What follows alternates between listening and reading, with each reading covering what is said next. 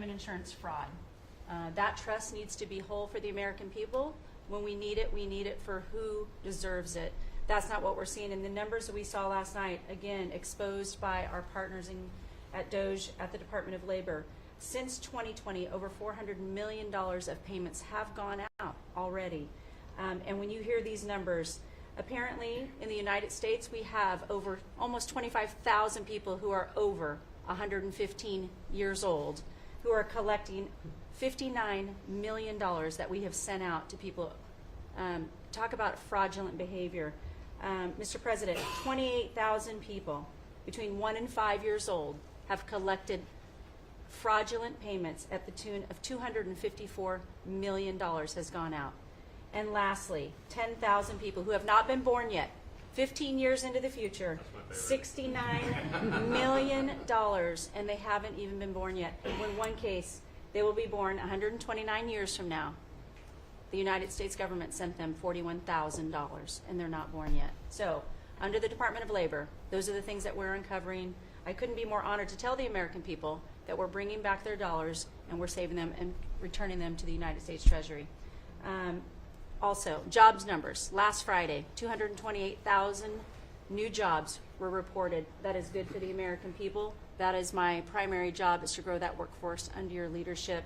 So we've kicked off the America at Work tour, and we'll be visiting all 50 states, and I'll be working with my colleagues here to do just that. So thank you, Mr. President. We're going to grow this economy. We're going to keep our focus on the American worker. So you're finding tremendous fraud, though. Those numbers are really bad when you're Unheard of. over 115 years old. And I think you had mentioned the oldest person in our country is 114 years old. Reported. That's pretty good. A woman living in Pennsylvania, but apparently there's 24,000 more of them that are 115 or older. That we're I hope you hear that. to. So we have 24,000 older than the oldest person. Definitely did. That's And what are we doing about that? How do we get that money back? Yeah, so we're working with our IGs to do that further investigation. The House and Senate, we had a 5-year statute of limitations. We've got an extension on that, another 5 years. And so the goal, in my opinion, we should never have a statute of limitations to return the American dollars back to the Treasury when there's fraud. But at this point, we will continue to work hard and double down and return those dollars to the Treasury. Great. Thank you very Thank much. you. Great job. Misty? Well, Mr. President, thank you for your leadership at the border. For the second month in a row, you have broken the record in the history of the nation for the lowest number of encounters at the border, which is absolutely remarkable. You have said that America's laws matter and that they'll be enforced, and we're hard at work now to get people to go back home that are here illegally. So the Alien Registration Act has been in place long enough now that those individuals that are here illegally, if they haven't registered, then they can be charged criminally, and they can face fines up to $1,000 a day and face deportation if they don't go home, and they'll never get the chance to come back to America. So we're encouraging people to use the CBP Home app to register, and we're working on the resources and funding to buy them a plane ticket to send them home. I went to El Salvador, Colombia, and Mexico, and those countries and others are thinking about setting up programs to support these individuals when they get back to their countries. So when they get there, they'll have housing and food assistance, and so making sure that these folks have the opportunity to go home so that they can get the chance to come back to America is important. And So it's a very big self-deport operation that we're starting. thousands of people have already Yeah. self-deported. Well, we're just going to, when you had 21 million people that need to go home because they're here breaking our laws, then we need to facilitate that. And I've been working with the governors a lot lately on several different issues. One of them has been on FEMA for recommendations on how to do exactly what you've directed us to do. And then also I sent a letter and communicated with them that they need to be setting up a SCIF. Some of our governors don't have secure facilities to have national security issues. I think one of the jobs Homeland Security has is to give communication down to states, to local cities and communities. And so recommending they get a SCIF, they have secure comms with them at all times or nearby so that they can have national security conversations, and then to have somebody in their office designated that is their communications person. A lot of them have emergency management officers, but they don't necessarily have somebody designated when it comes to a national security issue that we may need to communicate with them on. And I think American people need to know that Real ID will be required to travel on May 7th. So those governors have been notified to communicate that at home. We don't want anybody to get delayed and not be able to travel when they get to an airport. And this will also help us bring integrity back to all of our IDs and how they're used for issuing driver's licenses. And governors know how I feel about making sure their driver's licensing system has integrity, because a lot of people use their driver's license to vote. And the backbone of our country and the foundation is election integrity. So we're giving all those directions to our governors and communicating that so they can lead on it as well. And we're going to work with people so that if they go out in a nice way and go back to their country, we're going to work with them right from the beginning on trying to get them back in legally. Is that right? A chance to come back. So it gives you real incentive. Otherwise, they never come back. They'll never be allowed once a certain period of time goes by, which is probably going to be 60 days.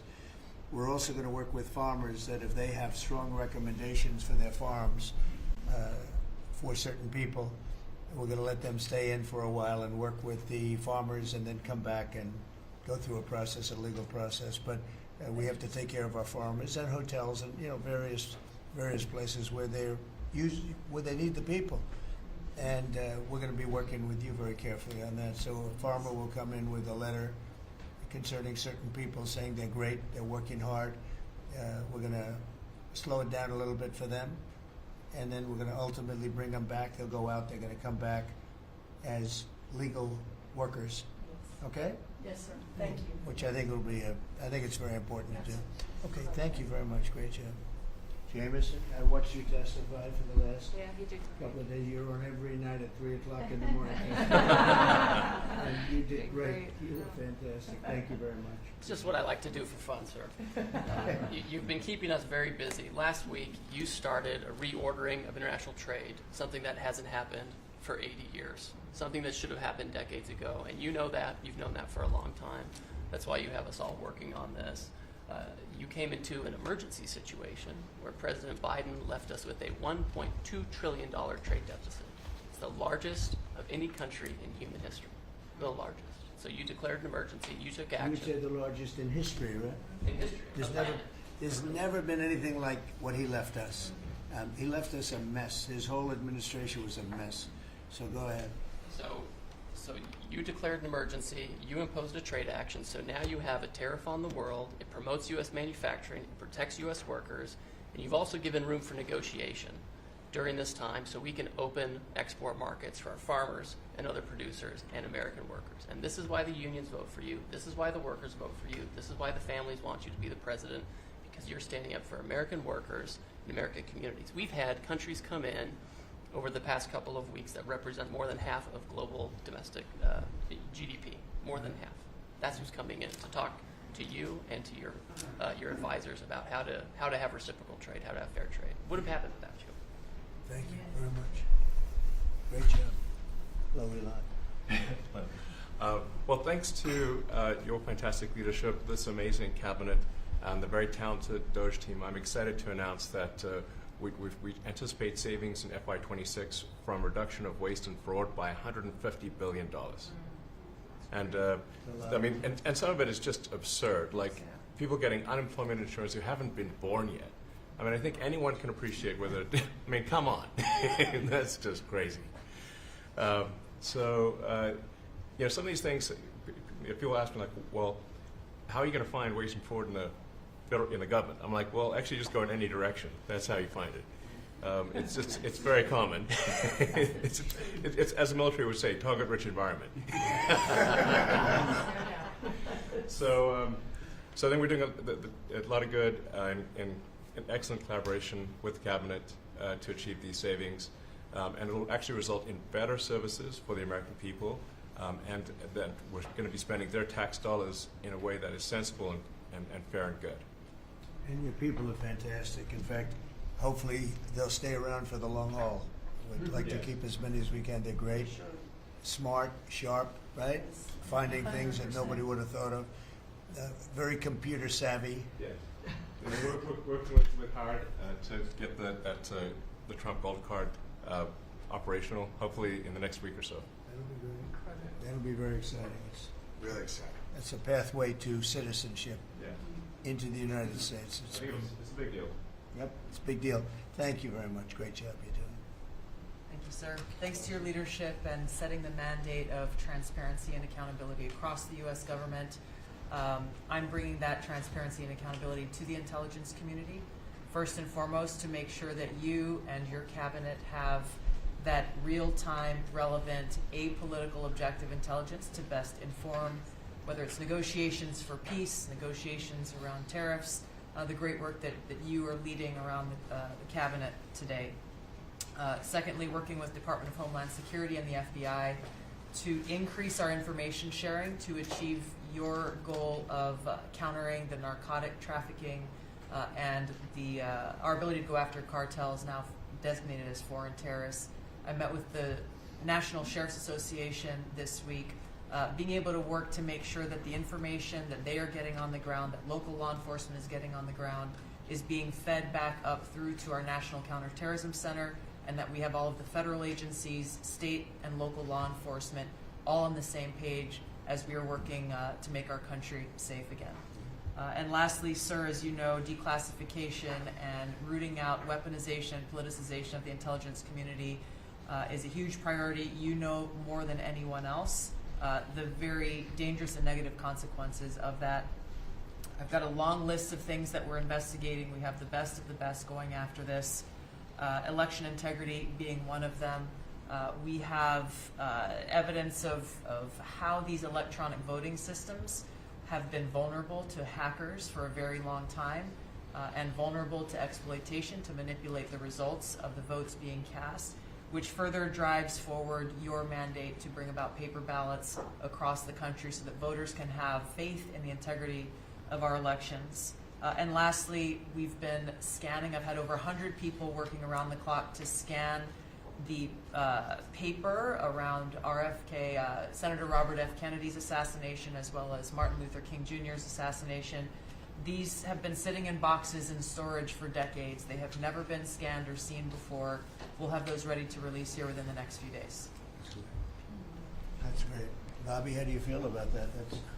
That's hitting, I'm very that's gratified hitting to close, hear. That's hitting close to home, isn't it? Yeah, huh? no When you kidding. think, I'm Yeah. thinking about Bobby when No. that statement's made. We're very grateful to you, Mr. President. And you'll let Bobby see some of this because, you know, it's very personal stuff. But it's time. I've asked him, and his response is, put it out. The world needs to know the truth. And his uncle that's been out and anything that hasn't been out, they can go to your offices and see, right? Everything that we have within our possession, it's either online or it's physically at the National Archives and Records Agency. We also have hunters going out, Mr. President, and looking in the storage lockers at FBI and CIA and other agencies, specifically to find if there is anything else that has not been reported. We're actively going out and trying to search out the truth. Okay. Yeah, we want to get it all out. Yes. 100% good. Thank you very much. Good job, Tulsi. Mr. President, on behalf of America's manufacturers, I want to thank you for standing up to the Chinese Communist Party and fighting for our main streets, for our workers, and for those that make things in America. I'm out on a Made in America manufacturing tour, and as I go across the country, people are grateful to have a president who's not just fighting on the tariffs fronts, but to get inflation down, to create jobs.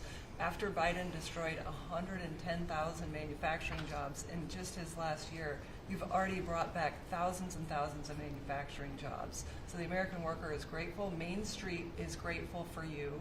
And at the agency level, we're making sure that manufacturers have access to the capital they need, but we can't do that if we're not fighting fraud. So we've modified our loan applications to have citizenship verification, to make sure we have birth dates, common sense principles around lending that the Biden administration had waived. They waived $450 million of fees in 1 year. We're restoring that for the American taxpayer. And the American taxpayer, as tax day approaches, April 15th, they need to know that this cabinet, this administration, and thank you Elon Musk and DOGE, for fighting for the American taxpayer to make sure that their hard-earned dollars are well spent, that they have a return on investment for this country, and that we're fighting for them just as you are every single day. So thank you, Mr. President. Thank you very much. Mr. President, we are working at HHS to advance your agenda to make America healthy again. I'm working with Lee Zeldin to reassess the fluoride rules based upon the August release by the National Toxicity Program of new science that shows a direct inverse correlation between exposure to fluoride and IQ loss, particularly in children.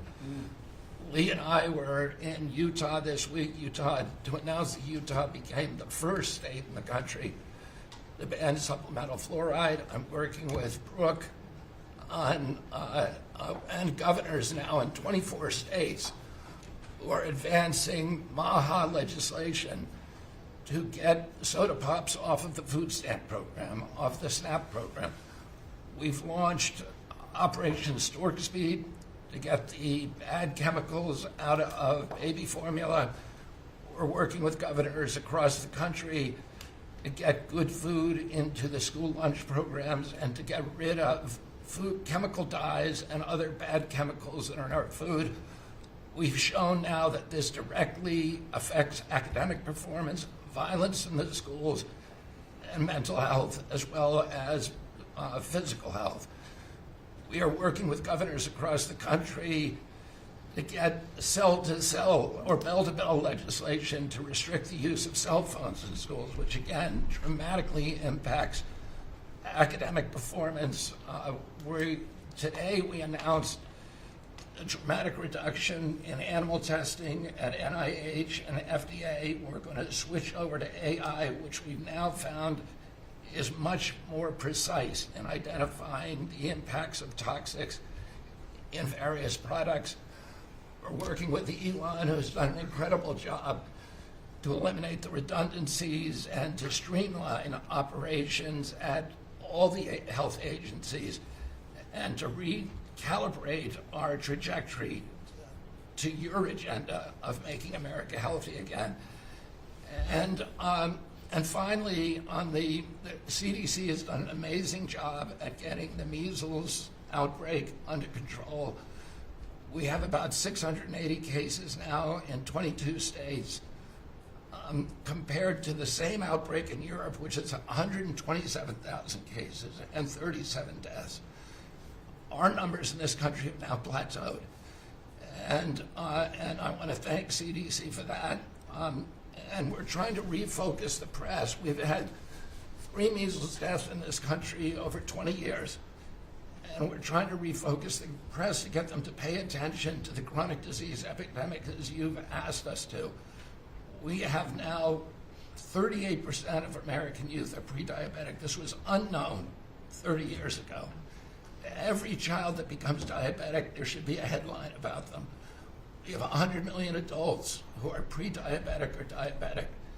And we have, we have now, the autism rates have gone from now, most recent numbers we think are going to be about 1 in 31. 1 in 20, so they're going up again. From 1 in 10,000 when I was a kid. And we are going, at your direction, we are going to know by September. We've launched a massive testing and research effort that's going to involve hundreds of scientists from around the world. By September, we will know what has caused the autism epidemic, and we'll be able to eliminate those exposures. So big. Think of that. So it was 1 in 10,000 children had autism, and now it's 1 in 31. Not 31,000, 31. That's a horrible statistic, isn't it? And there's got to be something artificial out there that's doing this. So you think you're going to have a pretty good idea, huh? We will know by September. There will be no bigger news conference than that. So that's it. If you can come up with that answer where you stop taking something, you stop eating something, or maybe it's a shot, but something's causing it. It can't be from 10,000 to, can you imagine that, Marco? That's a big That's a big number. Thank you very much. You're doing great. Thank you, Bobby. Please. Well, Mr. President, one of your primary administration goals is to make sure that we unleash American energy, and of course the strategy behind that is when we do that, it helps make it more affordable for all Americans. Energy isn't just industry, it is the foundation of every other industry, whether it's food, manufacturing, clothing, transportation.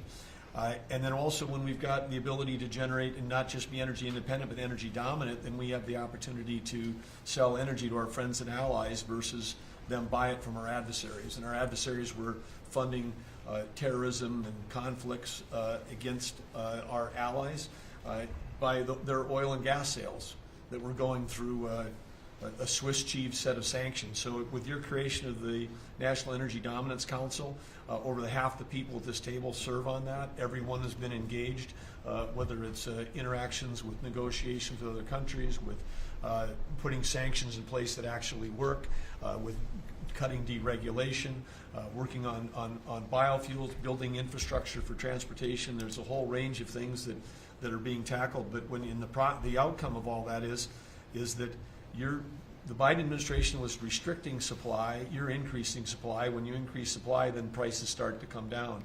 And we have a huge opportunity to do this. Just in interior alone, there's 500 million acres of surface, 700 million acres of subsurface, and 2.5 billion acres of offshore. And the Biden administration was trying to restrict this so that you couldn't get a timber lease, you couldn't cut a tree, you couldn't graze a cow.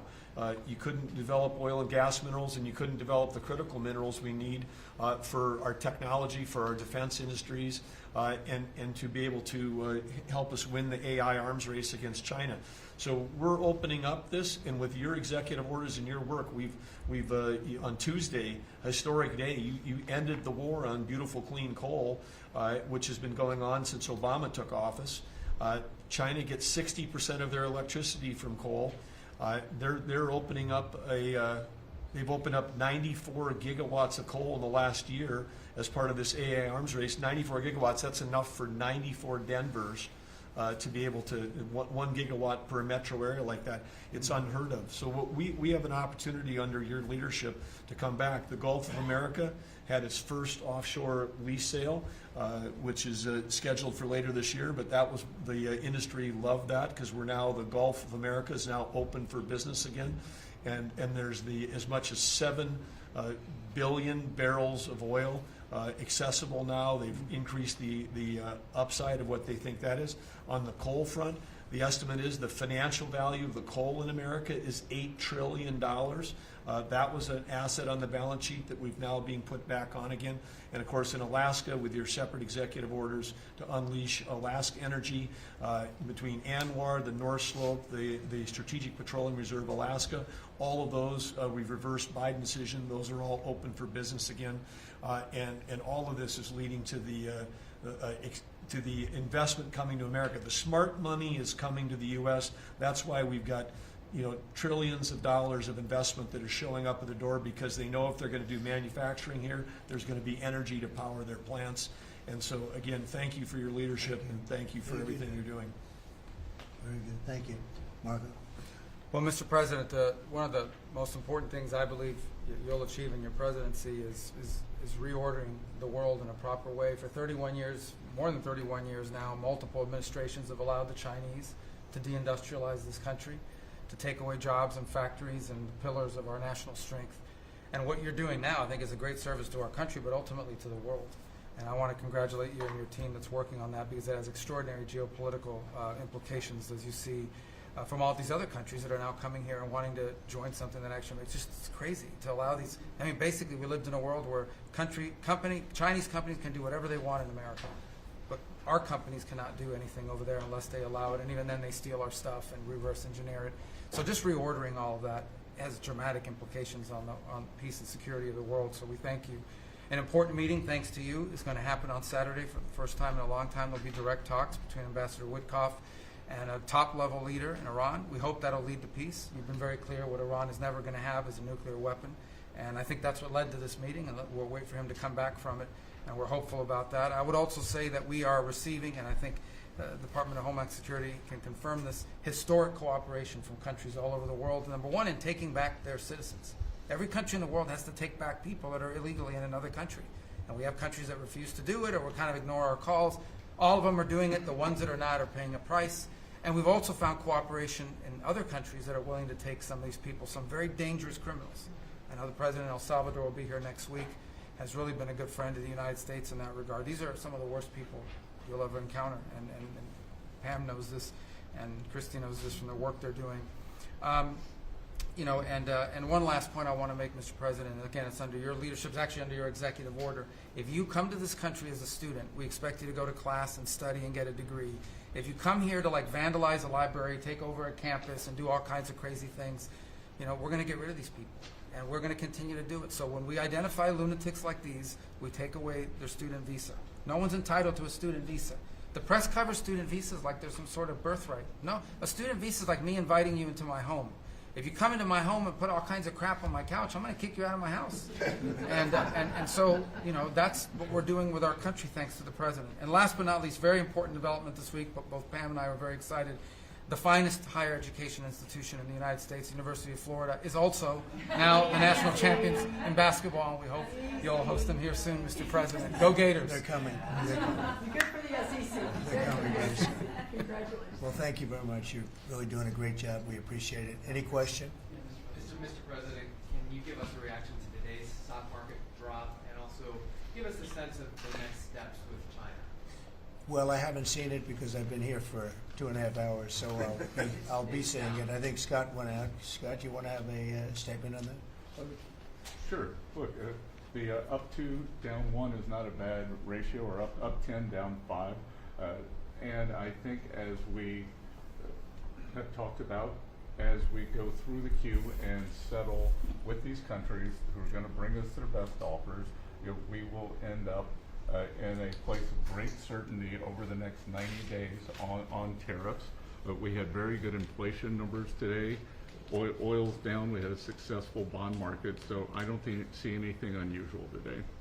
And next steps for China, sir? Well, we'll see what happens with China. We would love to be able to work a deal. They've really taken advantage of our country for a long period of time. They've ripped us off beyond nobody. How people stood for it, sitting in my position, is not even believable. And we're talking about many presidents, not just a couple. But they did, and all we're doing is putting it back in shape. We're resetting the table. And I'm sure that we'll be able to get along very well. I have great respect for President Xi. He's been, in a true sense, he's been a friend of mine for a long period of time. And I think that we'll end up working out something that's very good for both countries. I look forward to it. Mr. President, China retaliated today by reducing the number of American films that can be shown there. What's your reaction to them now targeting cultural exports from the United States? I think I've heard of worse things.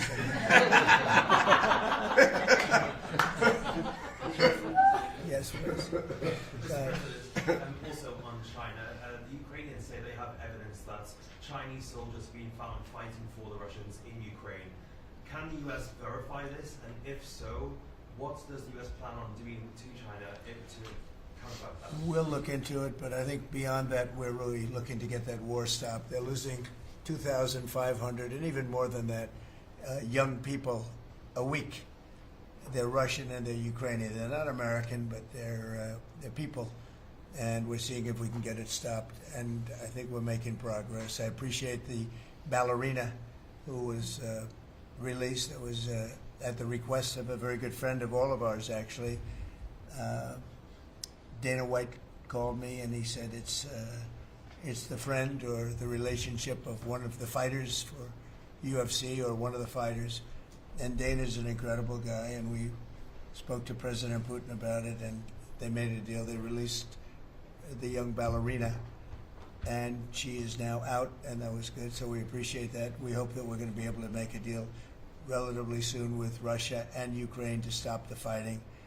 It's so senseless. It's such a horrible thing. It would have never happened if I were president, but it did happen, and we were given that card and I think we're going to get it. I think we're going to get it stopped. Got to get going.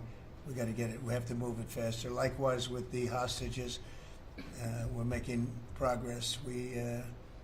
There's 59 hostages, but only 24 of them are living, and that's the way it's been presented to me by the mothers of some of the dead, mothers and fathers of some of the dead hostages, and they want the bodies of their baby, as they say, their baby, their young boys. They want them back as much as if they were alive. It's amazing, because when I met the hostages 2 weeks ago here, I couldn't believe what they had to go through, by the way. But when I met them, they said, yeah, there's 59, but 24 are living. And they actually consider, I guess if you're a parent, you do consider it this way, that the remainder who are dead, the 24 that are alive, the remainder that are dead, they want them back just as much as they would want them back if they were alive. It's really pretty amazing and pretty sad. So we're getting close to getting them back. We have a lot came back. A lot of people are very grateful. Some came back in pretty bad shape. Some came back, they're okay. I think they're going to be scarred mentally for a long time, because if you sit down and talk to them, as I have, what they went through is incredible. But we're making progress. We're dealing with Israel. We're dealing with Hamas, and it's a nasty group. Mr. President, how close are you to the first country coming to actually make a deal with the United States over tariffs? Is it days, months? Well, I think it's very close, but we have to have a deal that we like. We don't want a deal that's going to be a bad deal, or I could make every deal in one day if I wanted to. I could do this in one day. I could just say, here's what we'll do. And I was saying to the people before, to Scott, mostly to Scott and Howard, and some of the other people that work with us on the negotiations. We have a lot of law firms that have paid me a lot of money in the form of legal fees. We're going to probably use those firms to, if we can, I think we can. I'll make a contribution to the country, but they're great firms. They're the best firms, the biggest, and really the most prestigious. And we may be using them to help you guys out, because you're going to need a lot of lawyers. And I'm not sure Pam's going to be happy if I say, can you send over about 200 lawyers that work on trade? She's working on criminal stuff, and I think that's going to be her focus more than anything else. So we'll find out if we can do that. But we have a lot of lawyers that you've been reading about, where they paid $100 million a firm on average. Now we have the final 4 or 5 are at $125 million. So I have a lot of legal fees I could give to you people, and we might as well use them. Hopefully I won't need that many legal fees or that much. I may. Who knows? After it ends, after we leave, maybe I'll need it. But if I do, it's not going to be very pleasant. So I think we're going to try to use these very prestigious firms to help us out with the trade, because we have a lot of countries. But we want to make deals that are proper for the United States, not just we can make deals easily. We want to make them proper. Mr. President, if you aren't able to reach the deals that you want to see at the end of the 90 days, will you put those higher tariffs in place, or will you extend Well, that's pause? what would happen. I mean, if we can't make the deal that we want to make, or we have to make, or that's good for both parties, it's got to be good for both parties. You wouldn't. And then we go back to where we were. Go back to the numbers that you announced last week. I think so. You wouldn't extend the pause. Yeah. We'll have to see what happens at that time. Thank you, Mr. President. You said yesterday you were considering some exceptions for companies. Can you talk about what you're considering, and then also on the reciprocal tariffs, so that you substantially lower? Is the same math formula going to be used, or is that tossed out? I'm not considering now for any country or company, but it's possible that I would. But I'm not. We don't have that situation right now. People understand where we are, what we're going to do. But it could happen. It's called flexibility. You have to have certain flexibility. What are you planning on using the money that you're gaining from revenue through the tariffs on? Paying down national debt, reducing taxes, creating good budgets, helping Christie with the border and all of the other things. I built hundreds of miles of wall, as people now understand, 571 miles of border wall in the first administration. But we're going to beef it up, and we're going to add more. And you know, the numbers are incredible. Really, the numbers are what's taken place. We had great numbers, but these numbers are topping my last administration.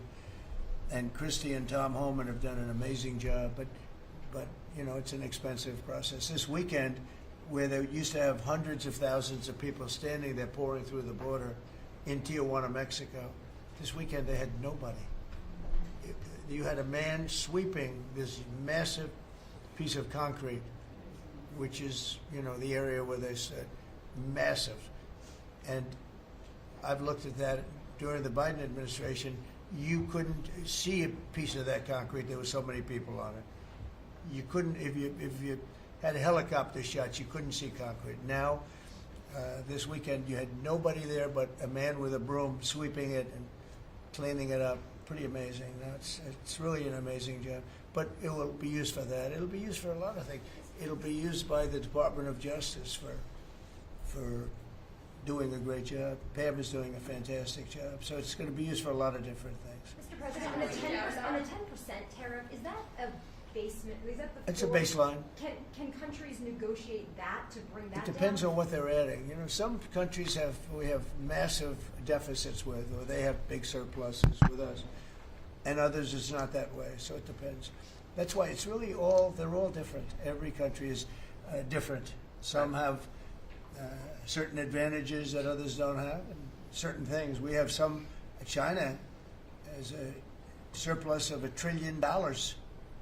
I mean, the numbers are crazy, and others have basically no surpluses. You know, we have some that are pretty even, but they hurt us in other ways, and we just want to get that taken care of. So everyone is a little bit different. So are you negotiating with the EU as one bloc or individual nations for the tariffs?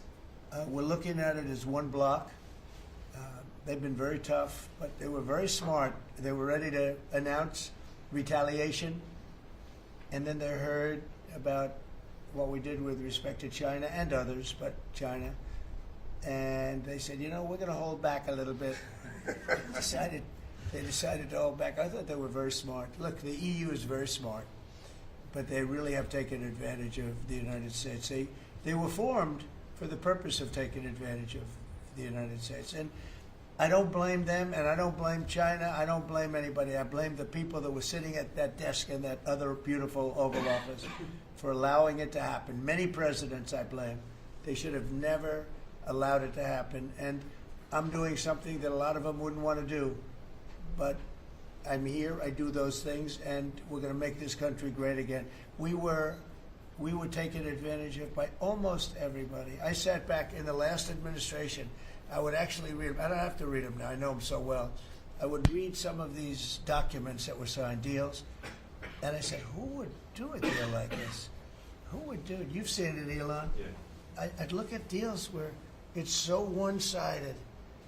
Even we have a deal with Japan, and we get along great with Japan, and we had the Prime Minister here. He was fantastic. As you know, Abe was great. Shinzo was great. He was a good friend of mine, unfortunately no longer with us. But we defend them, but they don't have to defend us. I said, that doesn't sound too good. But we have a deal, a defense deal. We pay hundreds of billions of dollars to defend them. But if for any reason, in other words, we pay all the money. They don't pay anything. But if we're ever attacked, they don't have to do a thing to protect us. I said, oh, that sounds like a wonderful deal. So that's just one out of thousands. And I just wonder who did this. And it's people that either hate our country or didn't care, an expression that you use. I think it's really a lot of them didn't care. It's just hard to believe how bad they are. Now that's a little bit of a defensive deal, but I'm talking about trade deals, the same thing. They're so bad, you would say, how come? And even when I'd renegotiate, like I'd go to a country, they'd give me everything I asked for. I said, why didn't somebody ask for it like originally? They give me everything. I think when they were negotiating, they didn't care, or they didn't ask, or they were shy, or they were very stupid, or they hate our country. Yeah, go ahead, Jeff. You were speaking about Japan. Can you clarify what your vision is for U.S. Steel. You referenced it yesterday. Yeah. There's some questions about what you actually want to see Sure. happen Look, with that.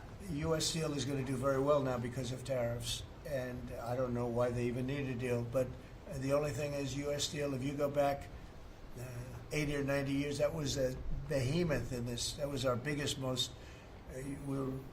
If we were around, we would have been very proud of it. Today, we have different types of companies that are big.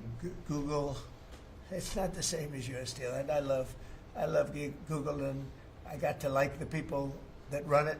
Very capable people. They didn't like me so much in the first administration, but they like me a lot now. I don't know what happened, but I like them. But, you know, I think they would be the first to admit, when I envisioned, you look at some of those steel factories from 90 years ago, we were it was a different kind of a country, but they were miles long. Today you see just empty hulks. Those hulks are going to be filled up very soon because of what I'm doing with tariffs. It was a different kind of a thing. But if I didn't do that in the first term, my first term, if I didn't put tariffs on, we would have, because China and others were dumping steel, billions of dollars of steel.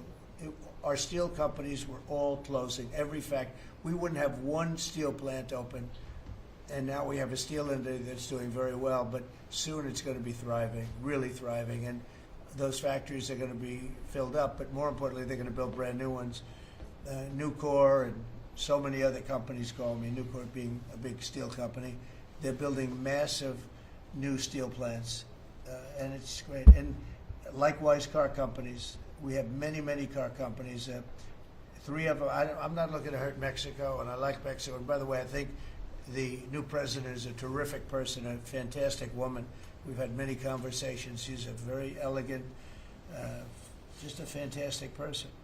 And she's been very nice, very, very nice. But I'm not looking to hurt them, but we have 3 car plants that were under construction in Mexico. They stopped constructing, and now they're going to build in the United States because of tariffs. See, we should have never let this happen, because whoever it was that was president at the time, we lost 90,000 plants and factories since NAFTA. 90,000.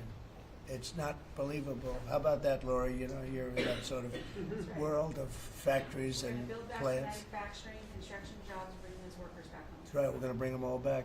But think of it, from that period of time, which isn't so long ago, we lost. I said the other day, if you had a map on a big wall like this, and if you had pins, 90,000, I don't know if you'd have enough. I don't think you'd have enough room on the map to put the pins. 90,000 factories that we've lost since NAFTA. And it's not even, and about 6 million jobs. Really, I think probably a lot more than that, but they say 6 million jobs. We're going to bring many of that back. I think we're going to bring more than all of it back. We're going to be better and stronger than ever before. But if a president, when they were leaving, said, look, you can leave, but if you're going to build a factory someplace else, and you think you're going to come and sell your steel or your car or any product that you make, your pharmaceuticals, which we're going to do, we're going to get them all back. But if you think you're going to just, all they had to do is say this, and they wouldn't have left. You know, I said it the other day. I said it with respect to, I made a speech a year ago, and I told them if I win, we're going to charge a big, big tariff at the border.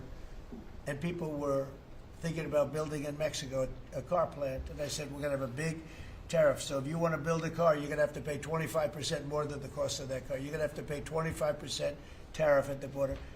They would have never left. They could have kept everybody. If a president said, if you leave this country, you leave Michigan, you leave Detroit, you leave anybody, any of our states, because to me they're all the same. I love them all. I love them all, and I probably won them all, but they say I won most of them, but I think I won them all, but that's okay. But all you had to say if you were the president is, if you leave and you think you're going to now fire all those workers, leave all that, you know, everything behind, and you're going to build in another country and sell it any, and no, you're not going to. You're going to pay 50% or 100% tariff. They would have never left. And all you had to say, Marco, is all you had to say very simply is, you don't have to write it down. All you have to do is say it verbally. if you leave, you're going to pay 100% tariff. Therefore, don't leave. They would have never left. But they left 90,000 plants. I mean, it's hard to believe that many. It's not, you can't envision it. So just getting back to your, because I'm the great weaver of all time. To weave, you have to be a genius. To go on tangents, anybody can do that. But we'll get back to your original U.S. Steel. U.S. Steel is a big name in this country. It's Babe Ruth is a big name. We have a lot of big names, but not too many. U.S. Steel is one of the great names in the history of our country. And normally I wouldn't mind so much. I wouldn't be thrilled with it. But to buy for a foreign country, and we love Japan, but for a foreign country to buy that cherished U.S. Steel brand, that's hard for me to do. And maybe somebody else may want it. The company Nippon that's involved with it is a big, powerful company who do a good job. But why can't they just build a plant themselves? I mean, why do they have to, take U.S. Steel? So as you know, I rejected the deal. Now they've come back in a different form. They're coming back as an investor. And, I feel better about that, I guess. But, I know them very well. I know the thinking. It's the investor. They'll invest, and somebody else maybe is sitting in this chair, and they will no longer have an investment. They'll have the whole thing. That's the way it works. They're very smart. They're very, very smart people. We're dealing with very smart people throughout the world. Great geniuses, actually. Look what they've done to our country. And again, I don't blame China. I don't blame anybody. If I could have done it, if I were in that position, I'd have great respect. I have great respect for the people. They ripped off the United States, and all we had to do, have a president that knew what the hell was going on. And none of those countries would have left. Those companies, none of them would have left. So that's a little lesson in basic business. And it's really basic business. It's not complicated business. It's very basic business. And we'd have every one of those car plants going just the way they were 30 years ago. None of them would have left. But now they're coming back. Mr. President, the Labor Department has confirmed that $400 million went to fake people for unemployment benefits. Yeah. I just wanted your initial reaction. I think it's terrible. I just heard it from Lori, and I appreciate it, and you heard it from Elon's people, right? That's right. Elon's done a fantastic job. Look, he's sitting here, and I don't care. I don't need Elon for anything other than I happen to like him. But I'm telling you, this guy did a fantastic job. I don't need his car. I actually bought one and they said, "Oh, did you get a bargain?" No. I said, "Give me the top price." I paid a lot of money for that car. But honestly, he makes a great car. You know what I do with it? I let the people in the office drive around in it. Margot and Natalie, they're all, Chamberlain, they're all driving around the most beautiful car. It's gorgeous. But I did that as a sign of, just a show of support. Numerous people have done that. Just a show of support. Because, he's done a fantastic job, but he hasn't been treated properly. Hasn't been treated properly. Yeah. Mr. President, can you talk to us about your communications with China? Has President Xi reached out at all since the tariffs? Well, I don't want to say who's reached out. I just say that I think it's going to work out, hopefully well. Including TikTok? They're very big. It's hard to get over, if you're me, what they've done to our country. They've destroyed our economic base to a large extent. The good news is we're very vibrant, and we're going to get it back fast. We already have. Look, we're making $2 billion a day now, and during Biden, we were losing $3 billion a day. Biden was a disaster.